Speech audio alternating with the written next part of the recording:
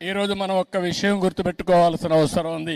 ఆర్య వయస్సులు కూడా ఒక్క నిమిషం మనం ఆలోచించాల్సిన అవసరం ఉంది. నేను చాలా సార్లు చెప్పాను, సమాజంలో కష్టపడి పని చేసేవారు, తెలివితేటలతో పనిచేసేవారు ఆర్య వయస్సులు. నీతి నిజాయితీగా వ్యాపారం చేస్తారు, తెల్లవారు నుంచి సాయంత్రం వరకు దీక్షగా పనిచేస్తారు. అదే సమయంలో సంపాదించిన డబ్బులు, కొంత డబ్బులు ఏదైతే ప్రజల సేవకు ఖర్చు పెట్టే ఏకైక కులం ఆర్య వయసులు అని చెప్పి కూడా నేను మీకు తెలియజేస్తున్నా. ఇది ఇప్పుడు వచ్చింది కాదు, వాళ్ళ బ్లడ్ లోనే వచ్చింది, వారసత్వంగా వచ్చింది. ఎక్కడ అవినీతి చేయరు, అవినీతి చేయాలని ధ్యాస లేదు, కష్టపడి సంపాదిస్తారు. అందులో వాళ్లకు తోచిన విధంగా దాన కార్యక్రమాల కోసం, ధర్మ కార్యక్రమాల కోసం వెచ్చించే వ్యక్తులు ఆర్య వయసులు అని చెప్పి కూడా నేను మీకు తెలియజేస్తున్నా. వారిని మనస్ఫూర్తిగా అభినందిస్తున్నా. వారు కూడా ఇప్పుడిప్పుడు కొద్దిగా వ్యాపారాలు, పెద్ద వ్యాపారాలు చేస్తున్నారు గాని ఒకప్పుడు చిరు వ్యాపారాలకే పరిమితం అయ్యారు. ఎక్కడన్నా కిళ్ళీ కొట్టు ఉంటే ఆ కిళ్ళీ కొట్టు